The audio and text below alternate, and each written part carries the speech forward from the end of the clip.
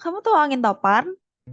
Mungkin asing ya bagi kamu, karena angin topan gak ada di Indonesia. Karena Indonesia letaknya berdekatan, bahkan dilewati oleh garis khatulistiwa yang menyebabkan tidak adanya efek Coriolis akibat dari rotasi bumi.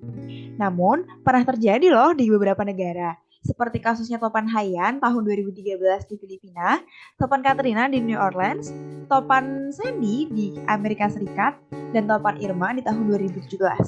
Tapi, angin topan itu apa ya? Nah, angin topan adalah angin yang sangat kencang atau juga bisa disebut dengan badai besar yang sangat kuat dengan pusaran angin dengan kecepatan 120 km per jam atau lebih. Angin topan bergerak mengaduk laut di bawahnya dan menyebabkan gelombang besar yang sangat kuat. Di pusat badai, mata angin ribut yang bertekanan rendah membentuk kubah air yang cukup tinggi. Ketika seluruh badai itu bergerak mendorong gelombang badai yang besar di depannya, akhirnya gelombang itu menyebabkan banjir di daratan. Angin topan biasanya terbentuk dari gangguan cuaca yang lebih kecil, seperti gelombang tropis atau depresi tropis yang kemudian berkembang menjadi badai yang lebih besar dan kuat. Faktor-faktor penting dalam pembentukan angin topan meliputi suhu permukaan laut, kelembapan udara yang tinggi, dan juga kurva angin yang lemah di atmosfer. Beberapa topan Irma menghantam beberapa wilayah di Karibia, termasuk Kepulauan Virgin di Amerika Serikat, Puerto Rico, dan juga Kuba. Kemudian, topan ini melintas selat Florida dan menghantam beberapa bagian wilayah tengah Florida, termasuk Florida Keys, Miami, dan Tampa Bay.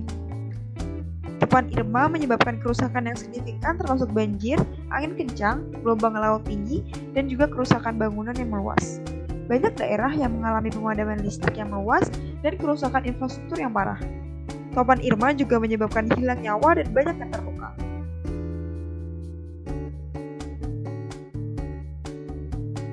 Beberapa penyebab dari topan, khususnya topan Irma pada tahun 2017, salah satunya ialah suhu permukaan laut yang tinggi.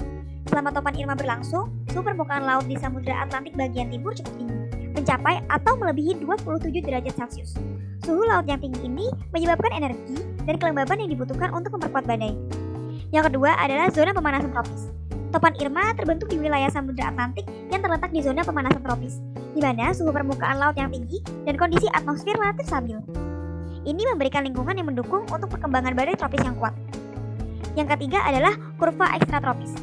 Saat topan Irma bergerak melintasi Samudra Atlantik, ia mengikuti jalur yang memanfaatkan kondisi atmosfer yang menghasilkan penguatan badai. Topan Irma mendapatkan energi dari suhu permukaan laut yang tinggi dan perbedaan suhu antara udara di atas dan di bawah tropopause yang memungkinkan mempertahankan kekuatannya. Yang keempat adalah kelembaban yang tinggi. Kelembaban atmosfer yang tinggi di sekitar topan Irma menyebabkan energi tambahan untuk pertumbuhan dan penguatannya. Kelembaban ini memungkinkan pembentukan awan yang luas dan tebal untuk mendukung sistem hujan intens dan penguatan angin di dalam topan. Upaya-upaya yang bisa dilakukan untuk meminimalisir adanya dampak yang lebih buruk untuk terjadinya angin topan, yang pertama adalah peningkatan sistem pemantauan. Pengembangan dan peningkatan sistem pemantauan cuaca seperti satelit dan radar memungkinkan deteksi dini dan pemantauan intensif terhadap pembentukan dan pergerakan angin topan. Informasi ini dapat digunakan untuk memberikan peringatan dini kepada masyarakat dan otoritas setempat. Yang kedua adalah sistem peringatan dini dan evakuasi. Sistem peringatan dini yang efektif dan efisien itu sangat penting. Masyarakat harus menerima peringatan dini melalui sistem peringatan cuaca yang akurat dan dapat diandalkan. Selain itu, perencanaan evakuasi yang baik dan tempat perlindungan yang memadai harus tersedia bagi masyarakat di daerah yang rentan terhadap angin topan. Yang terakhir adalah edukasi dan kesadaran masyarakat.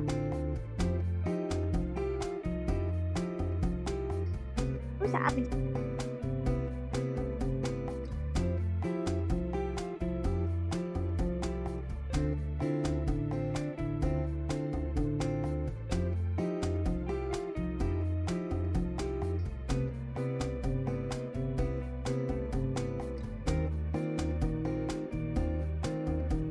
bisa lakukan setelah terjadi bencana angin topan.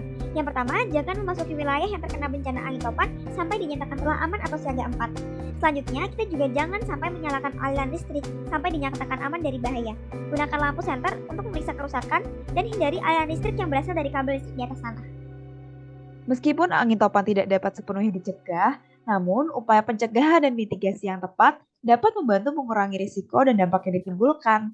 Melalui pemantauan cuaca yang cermat, edukasi masyarakat, dan penyuluhan tentang persiapan bencana, kita dapat meningkatkan kesadaran dan kesiapsiagaan dalam menghadapi angin topan. Penting bagi kita semua, baik pemerintah, lembaga penanggulangan bencana, dan masyarakat untuk bekerja sama dalam upaya pencegahan dan mitigasi angin topan. Dengan langkah-langkah yang tepat, kita dapat membantu melindungi nyawa, melindungi properti, dan meminimalkan dampak negatif yang diakibatkan oleh angin topan. Segitu dari aku, semoga kita tetap aware ya sama bencana yang mungkin terjadi dan mungkin jarang sekali terjadi di Indonesia. Terima kasih udah nonton, see you!